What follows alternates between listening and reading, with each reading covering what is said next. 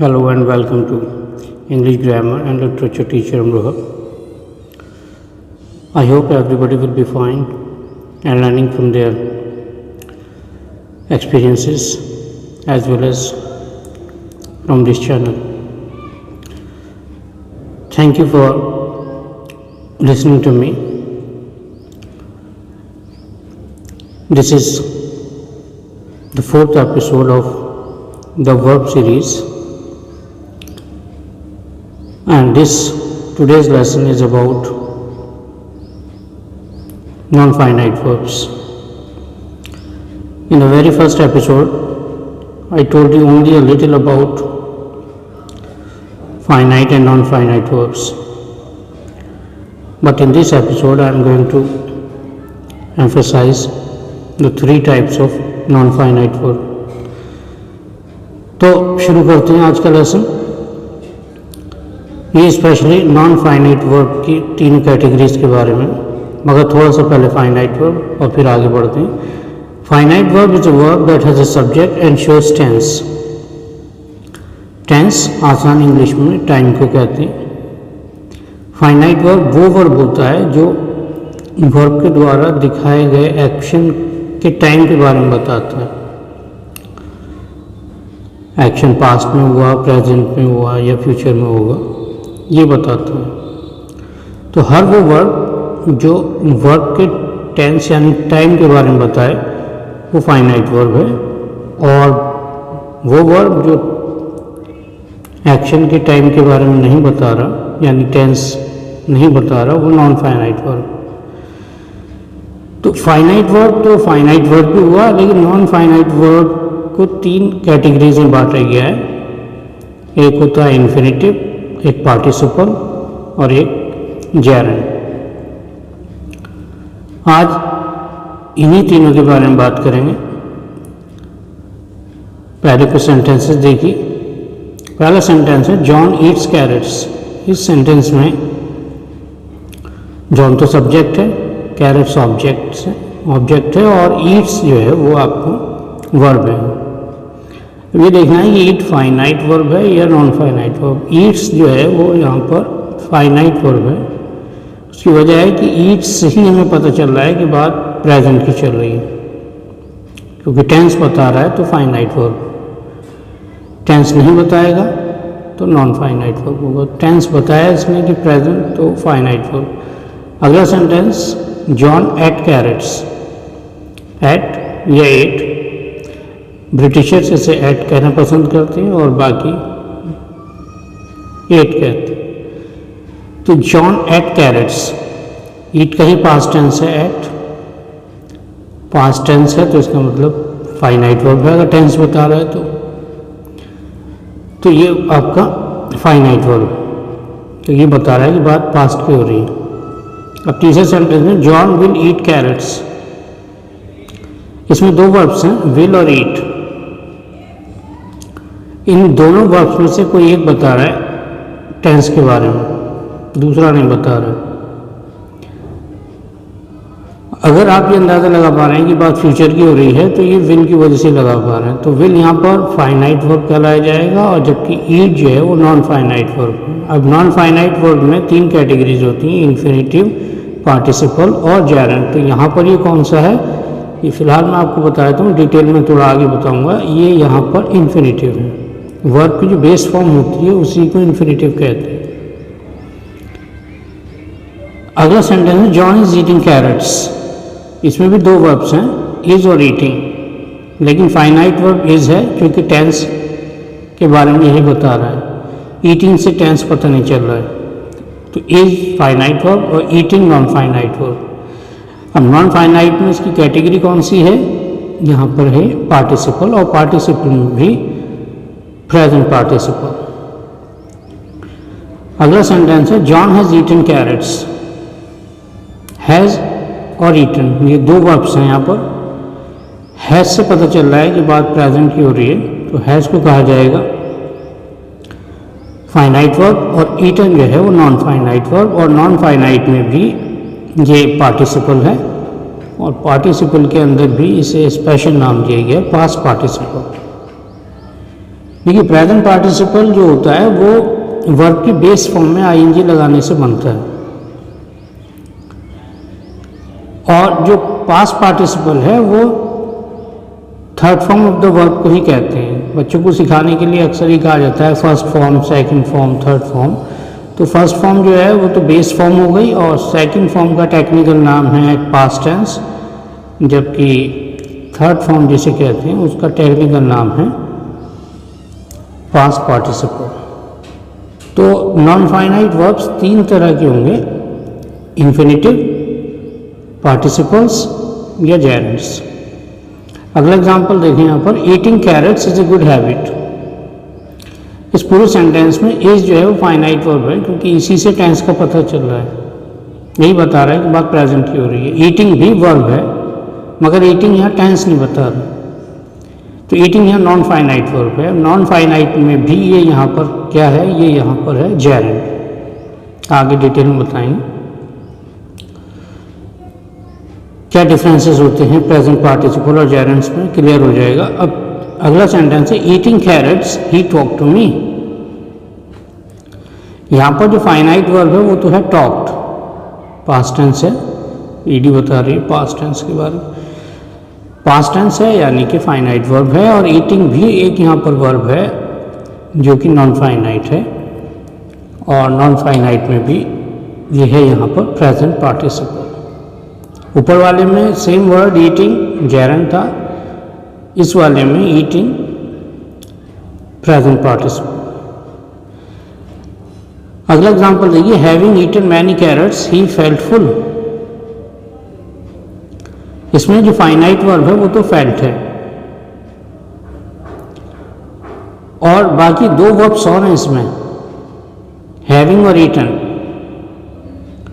देख सकते हैं आप इस पूरे सेंटेंस में तीन वर्ब्स हैं, फेल्ट जो कि टेंस बता रहा है, फील का पास्ट टेंस, टेंस बता रहा है तो फाइनाइट हो गया। बाकी दो बचे हैविंग और ईटन। तो हैविंग जो है वो प्रेजेंट पार्टिसिपल है, उसी में जोड़ दिया है पास्ट पार्टिसिपल वर्ब की, जिसे थर्ड फॉर्म कहते हैं। इन दोनों को मिलाकर नाम दिया जाता है perfect participle. Having plus past participle becomes perfect participle. अब पूरी डिटेल में बात करते हैं इसके बारे में।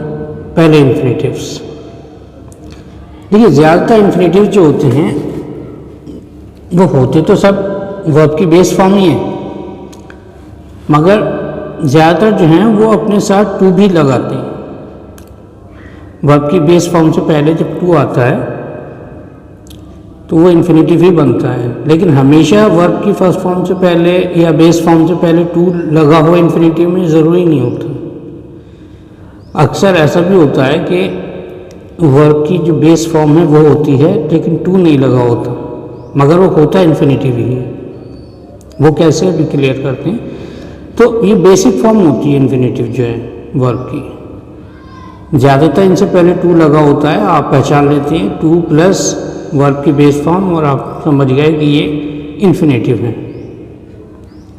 मगर जब ऐसा इन्फिनेटिव हो जिससे पहले टू नहीं लगा हो तो उसे एक स्पेशल नाम दिया गया बेयर इन्फिनेटिव। बेस इन्फिनेटिव भी कहते हैं और ज़ीरो इन्फिनेटिव भी कहते हैं। बेयर इन्फिनेटिव, बेस इन्फिनेटिव या ज़ीरो इन्फिनेटिव, ये उस इन्फिनेटिव को कहते हैं जिसमें सिर्फ वर्ब की बेस फॉर्म दे रखी होती है और उससे पहले टू नहीं लगा होता है। जितनी भी मॉडल ऑक्सिलरीज होती हैं इंग्लिश में वो सारी की सारी बेयर इन्फिनेटिव्स या ज़ीरो इन्फिनेटिव्स ही होती हैं। वैसे इन्फिनेटिव्स को एक और नाम दिया गया है वर्बल नाउन्स। आगे जेरेंड में भी यही आने वाला है। जेरेंड्स को भी वर्बल नाउन्स कहते हैं और इन्फिनेटिव्स को भी वर्बल नाउन्स कहते हैं। इसका मतलब यह है कि इनमें कुछ कैरेक्टरिस्टिक्स वर्ब्स की होती हैं और कुछ नाउन्स की होती हैं, यानी ये वर्ब का भी रोल करते हैं और नाउन का भी। अब एक सेंटेंस है आपके सामने, you can go. You can और गो, तो यू तो सब्जेक्ट है, इसमें दो वर्ब्स हैं कैन और गो।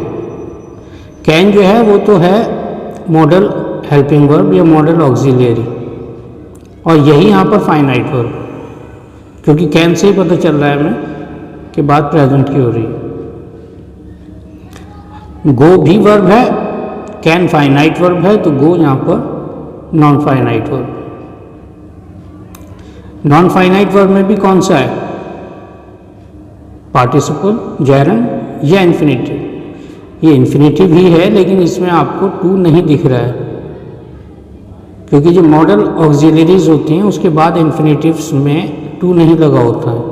यू कैन टू गो, ये कोई कंस्ट्रक्शन नहीं बनता, यू कैन गो ही सही है। तो कैन यहाँ पर फाइनाइट वर्ब है और गो जो है वो नॉन फाइनाइट वर्ब यानी इन्फिनेटिव है। जॉन हेट्स टू सिंग, यहाँ पर भी इन्फिनेटिव है, लेकिन यहाँ पर इन्फिनेटिव टू के साथ। यू कैन के बाद टू गो लिखेंगे तो गलत होगा, और जॉन हेट्स सिंग वो भी गलत होगा। जॉन हेट्स टू सिंग यानी जॉन हेट सिंगिंग। जो वर्बल नाउन्स होते हैं इन्फिनेटिव्स भी होते हैं और जेरेंट्स भी होते हैं, तो सिंगिंग यहाँ पर जेरेंट है, आगे और डिटेल में आएगा भी। तो इन्फिनेटिव फिर दरअसल रिवाइज कर लेते हैं कि वर्ब की बेस फॉर्म को कहते हैं। इससे पहले टू हो भी सकता है और नहीं भी हो सकता। नहीं है तो उसका नाम बेस इन्फिनेटिव या जीरो इन्फिनेटिव होता है इन्फिनेटिव ही, ठीक है। तो कोई परेशान ना हो, इसमें कोई ख़ास बात नहीं। जितने भी मॉडल ऑक्सिलरीज हैं सब बिना टू के इन्फिनेटिव लेते हैं। जेरेंट्स क्या होते हैं, जेरेंट्स भी प्रेजेंट पार्टिसिपल की तरह ही होते हैं, इसमें भी वर्ब की बेस फॉर्म में आईएनजी लगी होती है। Actually they are nouns made from verbs, ये वर्ब्स से बने हुए नाउन्स होते हैं, इसलिए इन्हें भी इन्फिनेटिव्स की तरह वर्बल नाउन्स ही कहते हैं। ये एक दूसरे को रिप्लेस कर सकते हैं, जैसे अभी पिछले पेज पर आपने देखा John hates to sing, to sing infinitive था, और जॉन हेट्स टू सिंग की जगह हम ये भी कह सकते हैं जॉन हेट्स सिंगिंग। तो वो भी वर्बल नाउन होते हैं इन्फिनेटिव्स, और जेरेंट्स भी वर्बल नाउन्स ही होते हैं। तो ये वर्ब का भी काम करते हैं और नाउन का भी करते हैं। कुछ एग्जाम्पल्स हैं, देखेंगे। जॉन लव्स डांसिंग, लव्स तो यहाँ पर फाइनाइट वर्ब है, टेंस बता रहा है कि प्रेजेंट की बात हो रही है। डांसिंग जो है यहाँ पर जेरेंट, जॉन को नाचना पसंद है, ये नाउन का काम कर रहा है, ठीक है। जैसे नाउन्स वर्ब का ऑब्जेक्ट बनकर आते हैं, ऐसे ही डांसिंग यहाँ पर वर्ब लव्स का ऑब्जेक्ट है, ठीक है। नाउन्स ऑब्जेक्ट भी होते हैं, नाउन सब्जेक्ट भी होते हैं। तो जैसे नाउन्स सब्जेक्ट और ऑब्जेक्ट दोनों हो सकते हैं, ऐसे ही क्योंकि ये भी नाउन है जेरेंट, तो ये वर्ब का सब्जेक्ट बनकर भी आ सकता है, वर्ब का ऑब्जेक्ट बनकर भी आ सकता है। आप ये भी कह सकते हैं dancing is loved by John, तो ये होता है। जॉन लव्स डांसिंग भांगड़ा, इसमें भी डांसिंग वही है, लेकिन इसमें ये बताना चाहा है कि जैसे वर्ब का अपना ऑब्जेक्ट होता है, देखिए डांसिंग लव का ऑब्जेक्ट है यहाँ पर। जॉन लव्स डांसिंग, दूसरे सेंटेंस की बात कर रहे हैं, जॉन लव्स डांसिंग। जॉन किस चीज़ से प्यार करता है, डांसिंग से, तो ऑब्जेक्ट हो गया डांसिंग, ठीक है। तो नाउन का काम किया इसने, तो जेरेंट है। लेकिन ये वर्ब का भी काम कर रहा है, जैसे वर्ब का ऑब्जेक्ट होता है ऐसे डांसिंग का ऑब्जेक्ट भी है आगे, भांगड़ा। तो ये दोनों काम कर रहा है यहाँ पर। डांसिंग नाउन का भी काम कर रहा है यहाँ पर। नाउन कैसे, क्योंकि लव का ऑब्जेक्ट बनकर आया है, और वर्ब का भी काम कर रहा है क्योंकि इसने अपना ऑब्जेक्ट भी ले रखा है, भांगड़ा। तो इस तरह क्लियर हो जाना चाहिए। जेरेंट को भी जल्दी से रिवाइज कर लेते हैं। बिल्कुल वही काम होता है जो नाउन का होता है, ठीक है। ये सब्जेक्ट बनकर भी आ सकता है, ईटिंग पीपल इज रॉन्ग, ठीक है। यहाँ पर ईटिंग सब्जेक्ट बनकर आया है इसका, प्रेपोजिशंस के बाद भी यूज़ किया जाता है। Can you sneeze without opening your mouth, without preposition है और ओपनिंग या जेरेंट के तौर पर।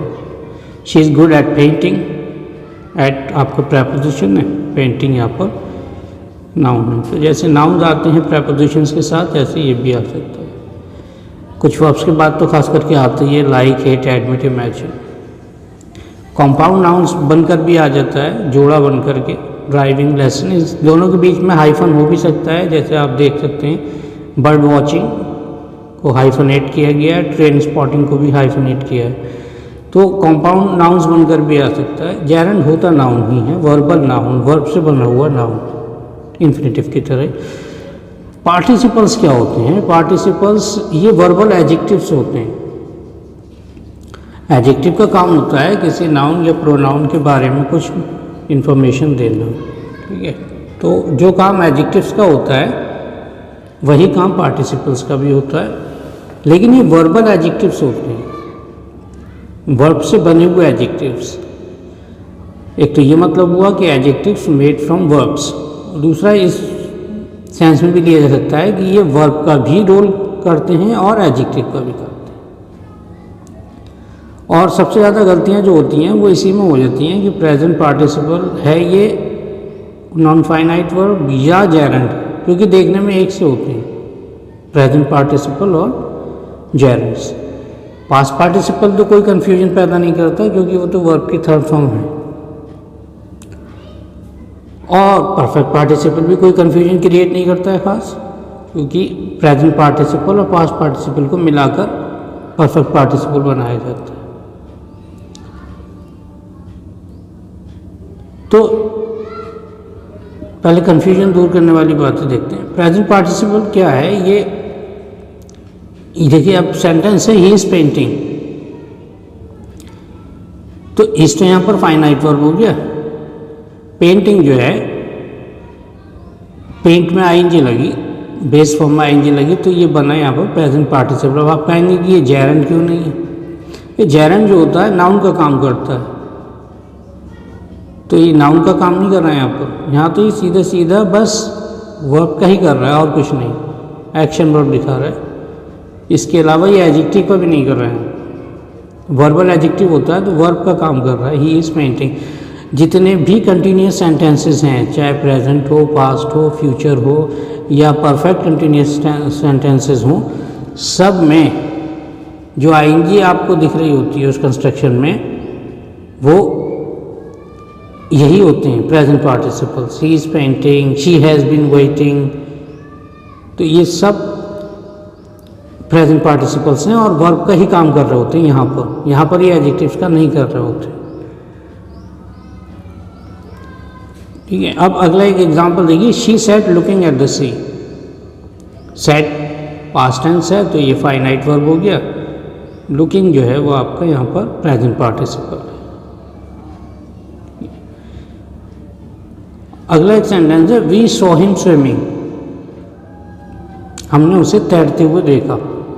अगर ये जेरेंड होता है यहाँ पर स्विमिंग, तो ये इसका मतलब तैरता हुआ ना होकर के बल्कि तैरना होता, क्योंकि नाउन की तरह काम कर रहा होता। यहाँ तैरना नहीं है, वी सॉ हिम स्विमिंग, हमने उसे तैरते हुए देखा। अब अगर ये कहा जाए कि swimming is a good exercise, तो हम ये कह रहे हैं कि तैरना एक अच्छा अभ्यास है, तो वहाँ स्विमिंग को हम तैरना कह रहे हैं, तो वो जेरेंड हो गया। तैरते हुए इस तरह का अगर सेंस आ रहा है तो ये प्रेजेंट पार्टिसिपल हो गया। अब देखते हैं कि जो कन्फ्यूजन वाली चीज़ें हैं उसे आप थोड़ा सा देख लें और शायद आप और क्लियरली समझ जाएंगे। सबसे ज़्यादा कन्फ्यूजन जैसे मैंने बताया कि इसी में होता है कि ये प्रेजेंट पार्टिसिपल है या जेरेंड। कुछ एग्जांपल्स हैं, playing is good for health, he is तो फाइनाइट वर्ब। प्लेइंग यहाँ पर नॉन फाइनाइट वर्ब है। इन्फिनेटिव ये है नहीं, क्योंकि इन्फिनेटिव तो कुछ भी नहीं होता, सिर्फ वर्ब की फर्स्ट फॉर्म होती है, यानी बेस फॉर्म होती है वर्ब की। तो ये तो यहाँ पर जेरेंड हो सकता है या प्रेजेंट पार्टिसिपल। जेरेंट से होते हैं वो नाउन होते हैं, तो ये नाउन बनकर आया यहाँ पर। Playing is good for health. What is good for health? Playing. Noun का रोल अदा कर रहा है। अब अगला सेंटेंस है ही इज प्लेइंग गोल्फ। अभी कुछ देर पहले मैंने आपको बताया कि जो कंटिन्यूअस सेंटेंसेस होते हैं उसमें जो आप वर्ब की बेस फॉर्म में आईएनजी दिख रही होती है वो प्रेजेंट पार्टिसिपल्स ही होते हैं। ही इज प्लेइंग गोल्फ में इज तो फाइनाइट वर्ब हो गया और प्लेइंग जो है वो आपका नॉन फाइनाइट वर्ब, उसमें भी present participle. I saw him swimming. अब यार जल्दी पहचान जाएंगे आप, सॉ हिम स्विमिंग। तो स्विमिंग यहाँ पर क्या है? Present participle. अभी पीछे बताया आपको कैसे और क्यों। आई लाइक स्विमिंग, मुझे तैरना पसंद है। फिर वही बात, ऊपर था तैरता हुआ, यहाँ तैरना। I like swimming. What do I like? Swimming. तो ऑब्जेक्ट का काम कर रहा है। पहले सेंटेंस में प्लेइंग एज अ नाउन ही यूज़ किया गया था, वहाँ वो सब्जेक्ट का काम कर रहा था। यहाँ पर स्विमिंग नाउन ही है और ऑब्जेक्ट का काम कर रहा है। I like swimming. He found me reading his letter. उसने मुझे अपना लेटर पढ़ते हुए पाया। ठीक है, पढ़ते हुए। तो ये भी ऐसे हुआ जैसे ऊपर स्विमिंग था, तैरते हुए तीसरे नंबर पर, वो प्रेजेंट पार्टिसिपल था, तो ये पांचवें में reading present participle. Six sentence में देखिए, reading comics is her favourite pass time. अब इस सेंटेंस को अगर आप हिंदी में ट्रांसलेट करेंगे तो यहाँ रीडिंग को हिंदी वो नहीं आएगी जैसे अभी ऊपर आई थी, पढ़ते हुए। कॉमिक्स पढ़ते हुए उसका सबसे अच्छा शौक़ है। कॉमिक्स पढ़ना उसका सबसे अच्छा शौक़ है। ठीक है, पढ़ना। जैसे तैरना, आई लाइक स्विमिंग, मुझे तैरना पसंद है। ऐसे रीडिंग पढ़ना, कॉमिक्स पढ़ना। तो यहाँ पर देखिए वर्ब का भी काम कर रहा है। इसका ऑब्जेक्ट आ गया कॉमिक्स। जैसे वर्ब के ऑब्जेक्ट्स होते हैं तो ये इसका भी अपना एक ऑब्जेक्ट है, क्या पढ़ना? कॉमिक्स पढ़ना। और ये सब्जेक्ट का भी काम कर रहा है। इसका पूरा सब्जेक्ट है ये रीडिंग कॉमिक्स। तो ये हुआ पांचवें में रीडिंग प्रेजेंट पार्टिसिपल और सिक्स्थ में रीडिंग जेरेंट। अब सेवन सेंटेंस देखिए, he loves confusing me with his questions. Loves तो फाइनाइट वर्ब है, इससे पता चल रहा है कि बात प्रेजेंट की हो रही है। कंफ्यूजिंग जो है वो यहाँ पर नॉन फाइनाइट वर्ब है। नॉन फाइनाइट में क्या हुआ है? प्रेजेंट पार्टिसिपल या Geraint. He loves confusing me with his questions. उसे पसंद है मुझे अपने सवालों से कंफ्यूज करना। तैरना, पढ़ना, कंफ्यूज करना। तो ये जेरेंट है यहाँ पर। ठीक है, बहुत ईजी है समझना अगर थोड़ा हिंदी का सहारा लें। His questions are very confusing. उसके क्वेश्चन बहुत ही कंफ्यूजिंग होते हैं। तो ये कंफ्यूजिंग यहाँ पर एडजेक्टिव का काम कर रहा है ना। क्वेश्चंस क्या है? नाउन। नाउन के बारे में जो बताते हैं वो एडजेक्टिव्स होते हैं। क्वेश्चंस के बारे में बता रहा है कि क्वेश्चंस कैसे हैं? कंफ्यूजिंग। तो जो नाउन को मॉडिफाई करता है उसे एडजेक्टिव कहते हैं। तो यहाँ कंफ्यूजिंग एक एडजेक्टिव है, और क्योंकि वर्ब से बना है तो वर्बल एडजेक्टिव, और वर्बल एडजेक्टिव्स किसे कहते हैं? पार्टिसिपल्स को। I hope you would have understood this lesson very well. अगर कोई भी आपको इस लेसन से रिलेटेड प्रॉब्लम है, कोई क्वेरी है आपके दिमाग में, तो आप कमेंट सेक्शन में जाकर लिख सकते हैं। I would definitely like to solve your problem. Thank you.